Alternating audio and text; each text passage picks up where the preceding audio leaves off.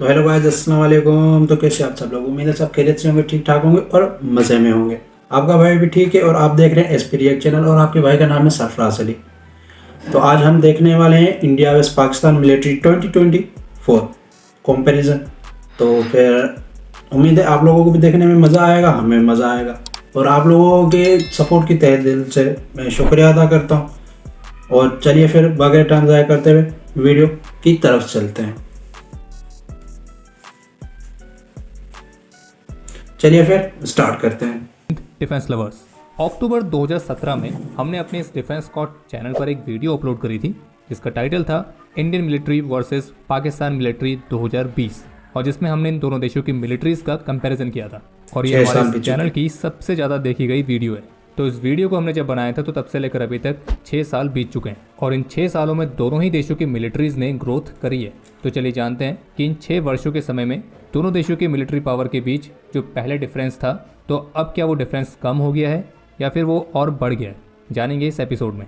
तो आपके लिए पेश है Bharat versus Pakistan military comparison का ये नया वीडियो। और इस एपिसोड में मिलिट्री पावर्स को कंपेयर करने के लिए हम जो डेटा ले रहे हैं तो वो ग्लोबल फायर पावर इंडेक्स और बाकी के कुछ अन्य ओपन सोर्सेज से है। तो स्वागत है आप सभी का डिफेंस ज्ञान सीरीज के एक बेहद ही फ्रेश एपिसोड में। So without wasting any time, let's begin.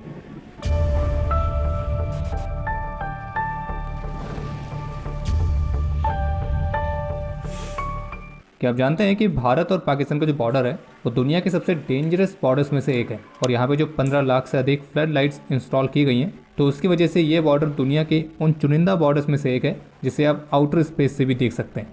और global fire power index rating के अनुसार भारत की मिलिट्री दुनिया की सबसे स्ट्रॉन्गेस्ट मिलिट्री है, जबकि स्ट्रेंथ के मामले में पाकिस्तान की मिलिट्री दुनिया में 7वां स्थान रखती है। और अगर आप दोनों देशों की पॉपुलेशन के रेशियो के हिसाब से देखेंगे तो आप ये पाएंगे कि दोनों देशों के मिलिट्रीज में सर्व करने वाले पर्सनल की स्ट्रेंथ में बहुत ज़्यादा अंतर तो नहीं है। इंडियन आर्म फोर्सेस में करीब 14,55,550 एक्टिव पर्सनल है, जबकि 11,55,000 रिजर्व पर्सनल है। वहीं अगर बात करें पाकिस्तान की तो पाकिस्तान में 6,54,000 एक्टिव पर्सनल है और 5,50,000 रिजर्व पर्सनल है। और संख्या के मामले में भारत दुनिया की सेकेंड लार्जेस्ट मिलिट्री है और जबकि पाकिस्तान संख्या के मामले में भी दुनिया में 7वें नंबर पर आता है। और एक इंटरेस्टिंग बात यह है कि global fire power index rating के अनुसार संख्या के मामले में पाकिस्तान की जो मिलिट्री है वो रशिया के मिलिट्री से ज़्यादा बड़ी है।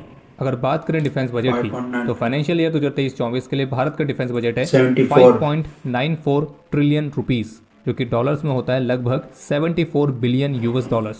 और अगर बात करें पाकिस्तान की तो वैसे तो पाकिस्तान की ओवरऑल अर्थव्यवस्था पूरी तरह से बिगड़ी हुई है, पूरा देश कंगाली की हालत में है, लेकिन इसके बावजूद भी पाकिस्तान के डिफेंस बजट में कोई कमी देखने को नहीं मिली है, उसमें हर साल बढ़ोतरी ही हुई है। और पाकिस्तान का करंट डिफेंस बजट है 1.8 बिलियन रुपीज़, डॉलर्स में हो गया लगभग 21 बिलियन यूएस डॉलर्स। और global fire power index rating के मुताबिक डिफेंस बजट के मामले में भारत का स्थान 4थे नंबर पर है, जबकि पाकिस्तान 29वें नंबर पर है। इन दोनों देशों की मिलिट्रीज में जो टोटल पर्सनल मौजूद हैं उनमें से पाकिस्तान सर्विस 7 ही है, तो इस मामले पर भारत की रैंकिंग है 2 और पाकिस्तान की रैंकिंग है 7, यानी कि इंडियन मिलिट्री के जो ट्रूप्स हैं तो वो सर्विस के लिए ज़्यादा फिट है एज़ कम्पेयर टू पाकिस्तान। अगर बात करें एयर पावर की तो भारत के पास टोटल एयरक्राफ्ट हैं 2210, जबकि पाकिस्तान के पास है 1413 और इसमें से भारत के फाइटर एयरक्राफ्ट की संख्या है 577 और पाकिस्तान के फाइटर एयरक्राफ्ट की संख्या है 363, यानी कि 363। और इसमें से fighter aircraft, dedicated attack aircraft, transport aircraft, trainers, special mission aircraft और एरियल टैंकर्स, तो इन सभी के मामलों में भारत की संख्या पाकिस्तान के एयरक्राफ्ट से ज़्यादा है। लेकिन अगर बात आएगी हेलीकॉप्टर, फायर पावर इंडेक्स के मुताबिक भारत के पास है 36 अटैक हेलीकॉप्टर्स, जबकि पाकिस्तान के पास है 58 अटैक हेलीकॉप्टर्स, यानी कि अटैक हेलीकॉप्टर्स की संख्या के मामले में पाकिस्तान भारत से आगे। अगर बात करें लैंड पावर की तो भारत के पास करीब 4614 टैंक्स हैं, जबकि पाकिस्तान के पास है 3742 टैंक्स। भारत के पास है 1,0882 आर्मर्ड व्हीकल्स, पाकिस्तान के पास है 77,771। अगर बात करें सेल्फ प्रोपेल्ड आर्टिलरी की तो भारत के पास है 140, लेकिन पाकिस्तान के पास है 1225। टोड आर्टिलरी के मामले में भारत के पास है 3311, पाकिस्तान के पास है 3345। और जबकि मोबाइल रॉकेट आर्टिलरी के मामले में भारत के पास है 1500 और पाकिस्तान के पास है 1838, यानी कि लैंड पावर में पाकिस्तान के पास आर्टिलरी के मामले में भारत से ज़्यादा बढ़ाता है। और अगर बात करें नेवल पावर की तो इंडियन मिलिट्री की नेवी की जो स्ट्रेंथ है वो है करीब 295, जबकि पाकिस्तानी नेवी की है 114। भारत के पास अभी करंटली 2 एयरक्राफ्ट कैरियर्स हैं और दोनों ही ऑपरेशनल हैं, जबकि पाकिस्तानी नेवी के पास एक भी एयरक्राफ्ट कैरियर नहीं है। भारत के पास टोटल 18 सबमरीन्स हैं, जबकि पाकिस्तान के पास केवल 9 सबमरीन्स हैं। और भारत की सबमरीन फ्लीट में nuclear powered ballistic missile submarine भी आती है, जबकि पाकिस्तानी नेवी के पास कोई भी nuclear powered ballistic missile submarine नहीं है। लेकिन पाकिस्तान के पास मिजेट सबमरीन्स हैं, जबकि भारत के पास कोई भी मिजेट सबमरीन्स नहीं है। इसके अलावा भारत के पास करीब 11 डिस्ट्रॉयर्स हैं, 12 फ्रिगेट्स हैं, 19 कॉर्वेट्स हैं और 138 पेट्रोल वेसल्स हैं, जबकि पाकिस्तान के पास 2 डिस्ट्रॉयर, 6 फ्रिगेट, 2 कॉर्वेट और 48 पेट्रोल वेसल्स हैं।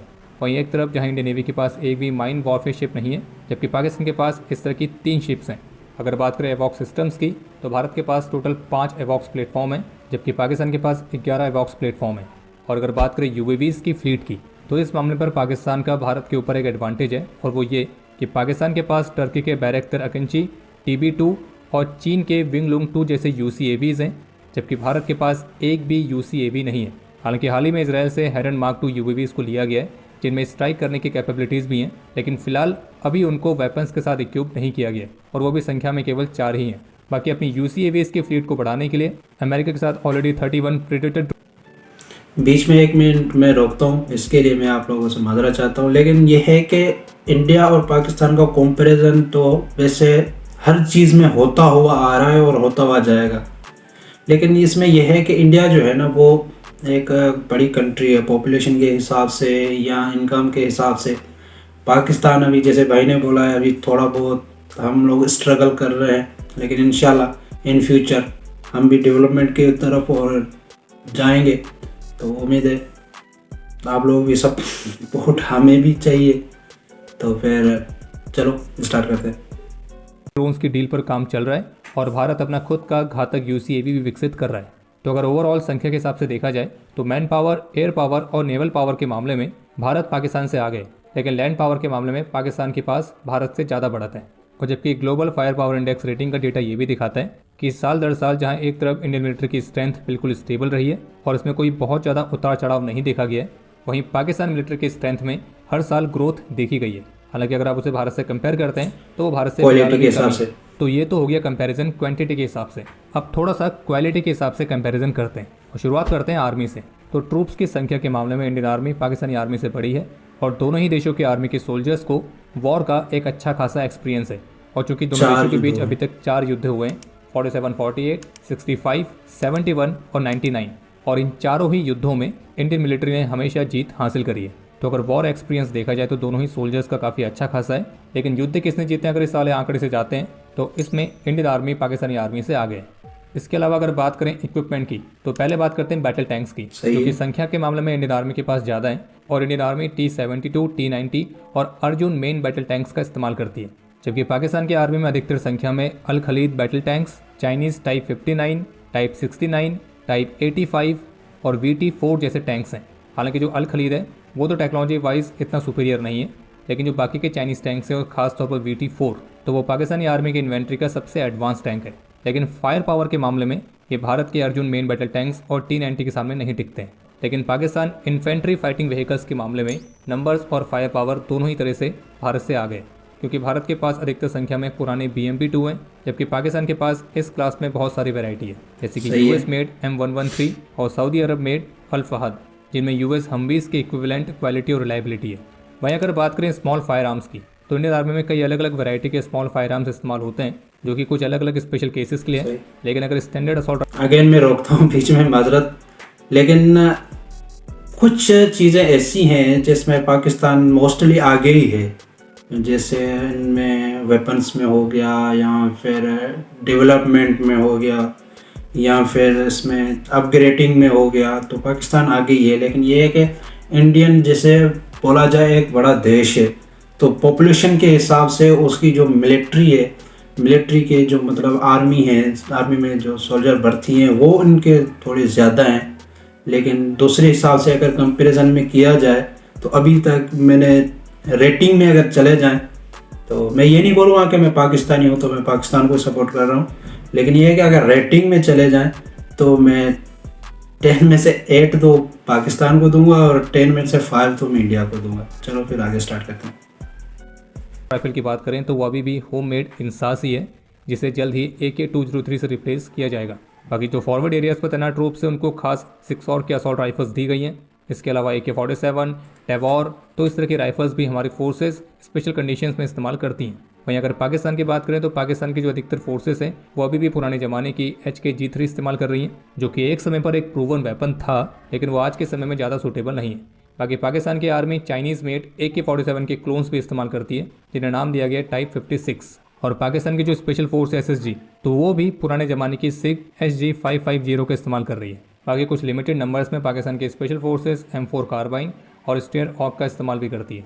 और अगर आप ओवरऑल क्वालिटी के हिसाब से देखेंगे तो इंडियन आर्मी के पास ज़्यादा क्वालिटी में अलग अलग वैरायटी के स्मॉल फायर आर्म्स हैं। हालांकि जो एक बड़ी संख्या में इंसास अभी भी इस्तेमाल हो रही है, तो उसे जल्द से जल्द रिप्लेस या फिर अपग्रेड करने की काफ़ी ज़्यादा ज़रूरत है।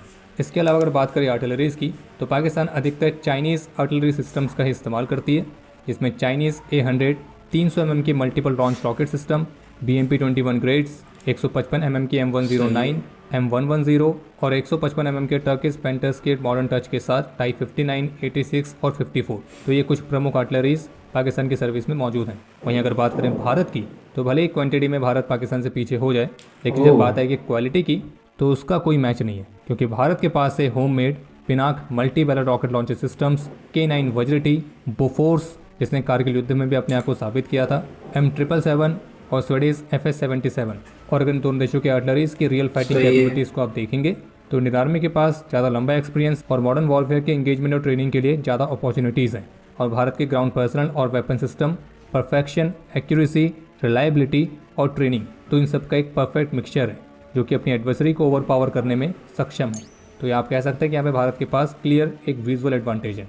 अगर बात करें मिसाइल सिस्टम्स की, तो भारत के पास अग्नि 5 जैसे न्यूक्लियर पावर्ड बैलिस्टिक मिसाइल से लेकर ब्रह्मोस जैसी एडवांस सुपरसोनिक क्रूज मिसाइल है। हालांकि पाकिस्तान के पास भी मिसाइल्स की कई सारी वैरायटीज़ हैं, और जिसमें पाकिस्तान के शाहीन बैलिस्टिक मिसाइल से लेकर उनकी Babur 3 submarine launch anti ship और एंटी सरफेस गाइडेड मिसाइल्स तक आती हैं। लेकिन भारत के पास जो सबसे लॉन्गेस्ट रेंज की मिसाइल है वो है अग्नि 5, जिसकी रेंज ऑफिशियली बताई तो 5000 किलोमीटर गई है, लेकिन कई सारे एक्सपर्ट्स ये मानते कि ये अग्नि 5 की रियल रेंज नहीं है, बल्कि अग्नि 5 की एक्चुअल रेंज करीब 8000 किलोमीटर तक है। तो पाकिस्तान की सबसे लॉन्गेस्ट रेंज की मिसाइल है शाहीन 3, जिसकी रेंज है 2750 किलोमीटर। और चूँकि पाकिस्तान के अधिकतर मिसाइल सिस्टम्स चाइनीज़ हैं और जबकि भारत के अधिकतर स्वदेशी हैं, तो made in India versus made in China में कौन बेस्ट है, तो वो तो आप खुद ही डिसाइड कर सकते हो।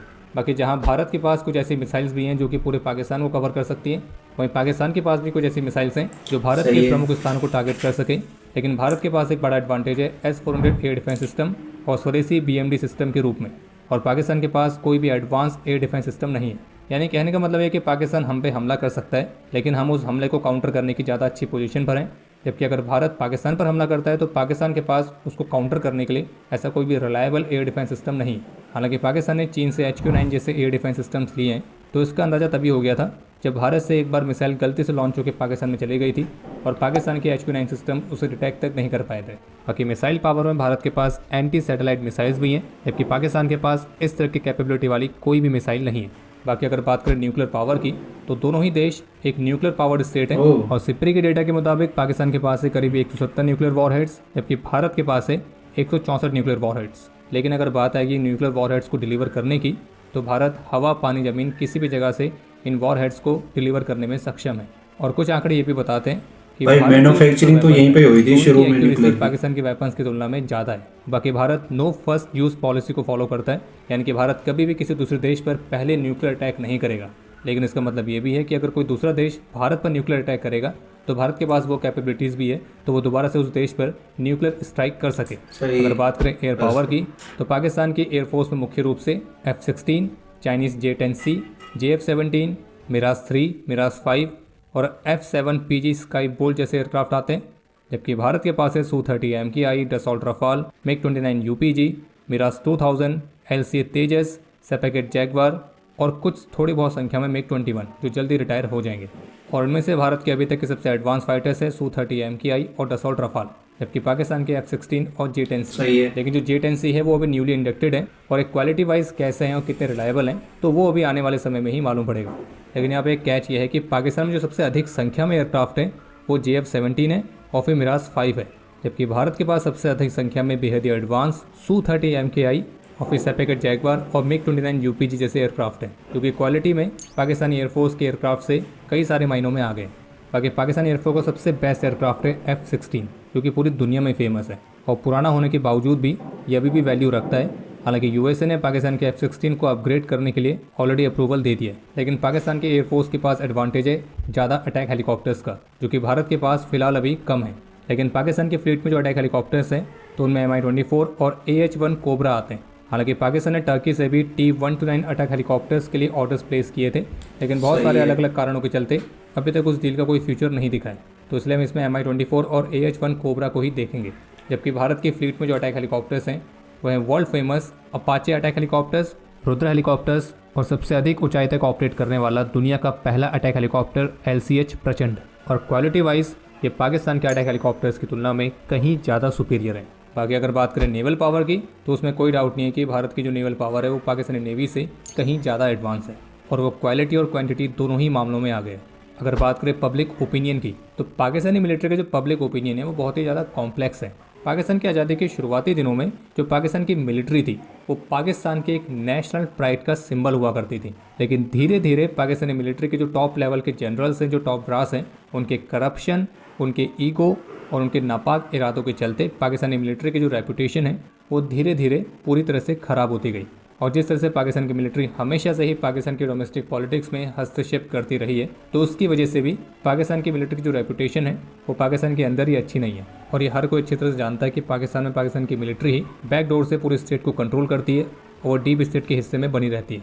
और पाकिस्तान में पाकिस्तान की जनता तो गरीब होती जा रही है, लेकिन पाकिस्तानी मिलिट्री के जो टॉप ब्रास हैं वो और अमीर होते जा रहे हैं। और पाकिस्तानी मिलिट्री में करप्शन किस लेवल तक का है वो समय समय पर हर किसी के सामने आते रहता है कि किस तरह से पाकिस्तानी मिलिट्री के जो जनरल्स हैं उनके पास करोड़ों की प्रॉपर्टीज़ हैं, लेकिन इसके बावजूद भी उन पर कोई केस नहीं होता है। और उसका सीधा सा रीज़न यही है कि वहाँ पे जो हुकूमत चलती है वो पाकिस्तान की मिलिट्री की चलती है।